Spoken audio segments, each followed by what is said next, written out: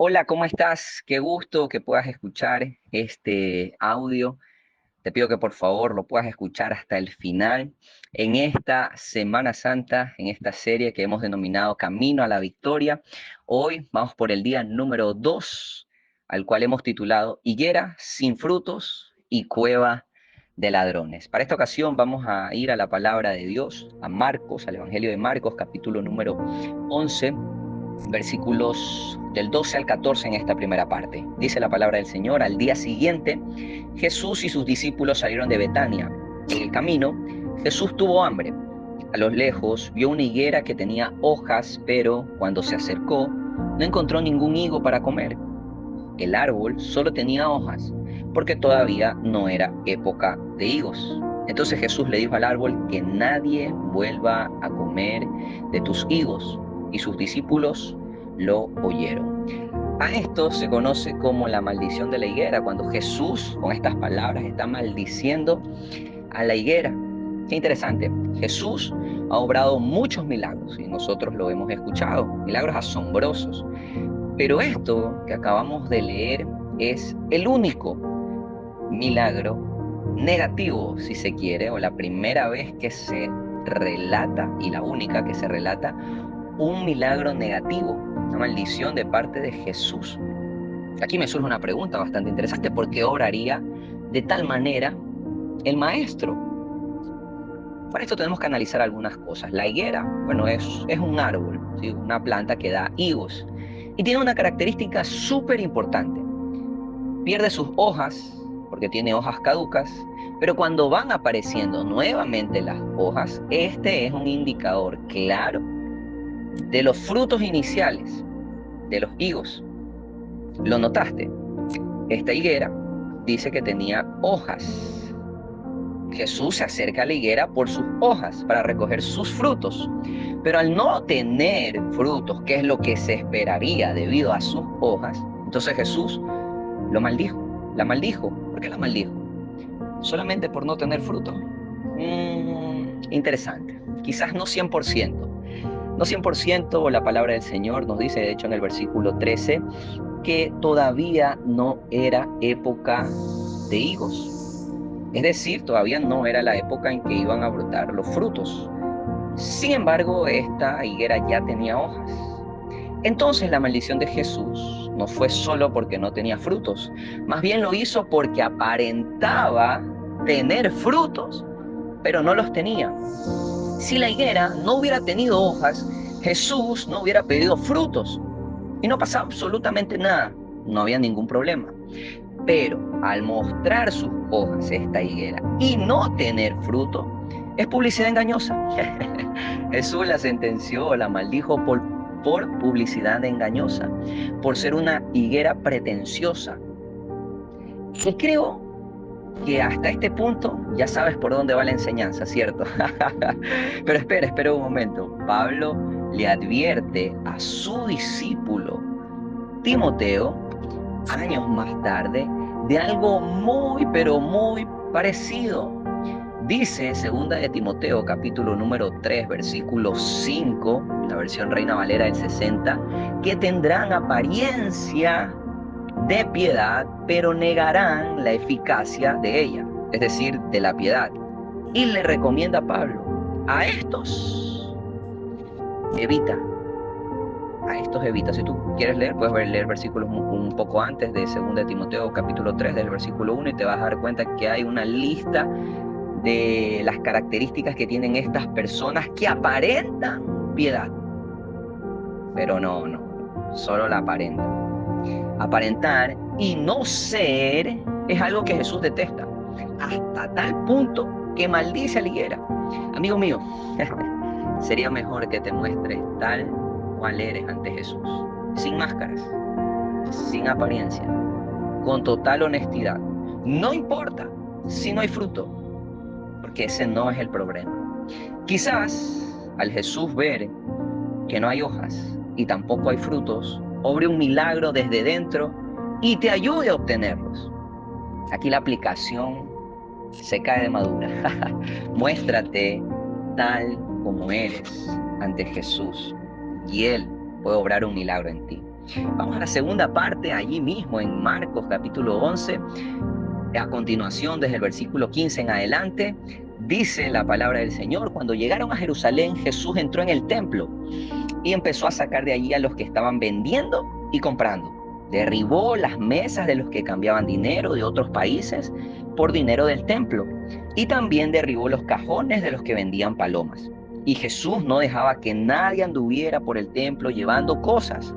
Luego se puso a enseñar a la gente y le dijo: Dios dice en la Biblia: mi casa será llamada casa de oración para todos los pueblos, pero ustedes la han convertido en cueva de ladrones. Cuando los sacerdotes principales y los maestros de la ley escucharon a Jesús, empezaron a buscar la forma de matarlo. Y es que le tenían miedo, pues toda la gente estaba asombrada por lo que enseñaba. Al llegar la noche, Jesús y sus discípulos salieron de la ciudad. A esta parte se la conoce como la purificación del templo. Hay algunos aspectos que debemos notar. Mateo narra la purificación del templo como si hubiera sucedido el domingo mismo. Marcos, en cambio, lo hace notar como que es al día siguiente, lunes. Por otro lado, Lucas no indica exactamente el día, pero lo ubica después de la entrada triunfal. En fin, te digo estos detalles nada más para que los tengas en cuenta. Pero ahora sí, versículos antes, de hecho, si escuchaste el audio de ayer, te diste cuenta que Jesús fue llamado humilde. De hecho, entró en un burrito para hacer cumplir la palabra de Dios, la profecía, y eso mostraba que él entraba a Jerusalén como un rey, pero en son de paz, no de guerra. Por eso montaba el burrito. Pero de repente, avanzando en los versículos, leemos que se vienen los guamazos, se viene un caos. ¿Qué le pasó a Jesús? Como que este Jesús que venía en son de paz, de repente nos muestra un acto violento. Y sí, perdón si te afecta un poco, pero escúchame bien. Sacar personas a la fuerza, derribar mesas, es decir, voltearlas, tirarlas, derribar cajas o jaulas donde tienen animales, es violento. Perdón, si quizás nunca viste a Jesús así, pero aquí viene la pregunta: ¿por qué Jesús se comportaría de tal manera? ¿Por qué Jesús actuaría de esta forma? ¿Qué se hacía en el templo? Bueno, al templo iban las personas para ofrecer sus sacrificios de animales, lo cual Dios demandaba. También los judíos estaban en la obligación, según la palabra del Señor en Éxodo 30, versículos del 11 al 16, puedes leerlo, de pagar un impuesto anual. ¿Ok? Para eso también se acercaban al templo. Pero ahora imagínate tú, ¿no? Imagínate que es un judío que no vive en Jerusalén, sino que vive lejos. ¿Ok? Probablemente traía sus animalitos, algunos, otros no los traían, sino que traían dinero para comprar un animalito acá. Estamos hablando que esta parte es la parte exterior del templo, ¿sí? La parte exterior del templo. ¿Ok? Entonces imaginémonos que pues tú traes dinero, ¿ok? Resulta que tu dinero no servía dentro del templo. Tenías que cambiarlo. Por eso leíste allí en la palabra del Señor que dice que cambiaban por dinero del templo. El templo tenía su propio dinero. ¿Ok? Y aquí viene la situación. Los cambios de moneda, es decir, el cambio de divisas, si yo venía con una moneda, ¿ok? Tenía que cambiarla en el templo para poder hacer cualquier transacción, ¿sí? De compra o para pagar mi impuesto anual. Allí viene el detalle. Los cambios de moneda eran excesivos. Ahora, si querías comprar un animal, tenías que comprarlo con moneda del templo. Los precios de los animales dentro eran excesivos. ¿Te parece algo por allí con la realidad? Quizás sí. ¿Cómo se beneficiaban los sacerdotes? Porque, ojo, aquí no se beneficiaban solo los comerciantes y los cambiadores de dinero. Aquí se beneficiaban también los sacerdotes. ¿Cómo? Porque ellos daban concesiones exclusivas a los comerciantes. ¿Quieres vender aquí? Muy bien, te voy a arrendar el espacio. Número uno, era su beneficio. Número dos, necesitamos una comisión por venta, del 10 al 20% de lo que vendas. Según el historiador Flavio Josefo indica esto. Ahora imagínate esto, ¿no? Imagínate que tú, te voy a poner este caso para que entiendas bastante bien la molestia del maestro. Imagínate que tú vienes con tu animalito, ¿verdad? Para ofrecerlo en el templo. Había inspectores designados para, valga la redundancia, inspeccionar tu animalito. Y te veían cualquier cosa para decir que tu animalito no era apto para el sacrificio. A propósito, te lo descalificaban para que te veas en la obligación de comprar uno.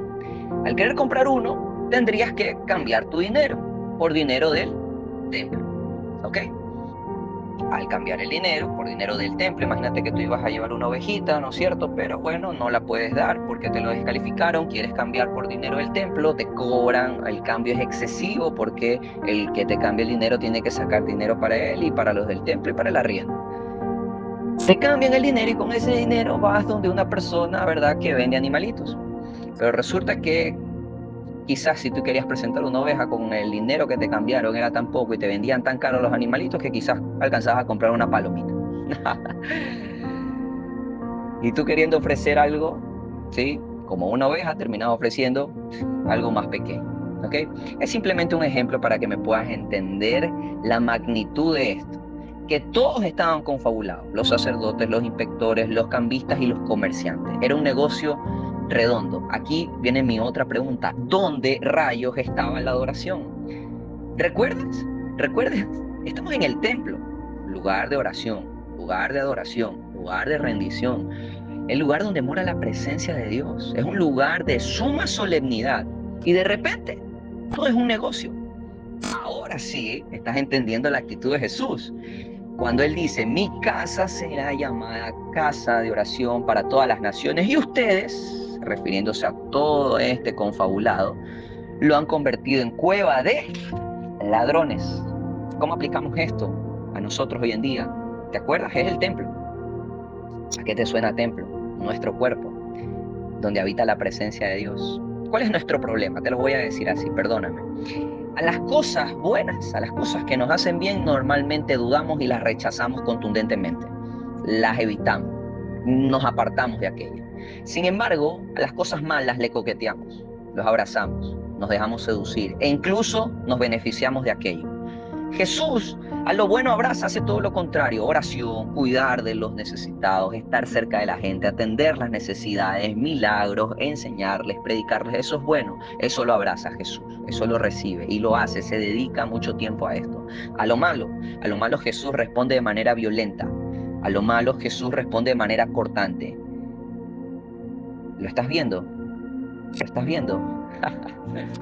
Es interesante porque Jesús no habla con los cambistas, no les pide por favor que se vayan, no, no les pide a los comerciantes que por favor se muevan de aquí, los echa de forma violenta.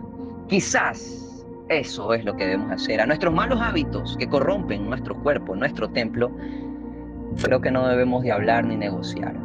Debemos hacer acciones violentas, acciones cortantes que nos eviten pecar. Eres débil, cae fácilmente. No hables, no negocies, sé violento, cierra las puertas, bloquea sitios web, denuncia las obscenidades. Con lo que corrompe el templo del Señor, con lo que corrompe tu vida, sé violento. No negocies, no cedas, no hables. Hay que ser violento con lo malo. Dos cosas para concluir en base a estos pasajes que hemos leído. Número uno, ante Jesús muéstrate tal como eres. No hay apariencias, no hay engaño, no te va a juzgar por eso, más bien por mostrarte tal como eres. Lo más probable es que Él pueda obrar un milagro desde dentro, porque te has mostrado tal y cual. Lo segundo, con lo que quiero concluir, es actúa de manera violenta con lo que te está corrompiendo. No permitas que hagan nido, que hagan casa, mejor dicho, que hagan una cueva de ladrones en el santo templo que es tu vida, donde habita Dios, donde habita el Espíritu Santo. Te agradezco por escuchar este audio y aquí culminamos nuestro día número 2 de esta Semana Santa. Que el Señor te bendiga.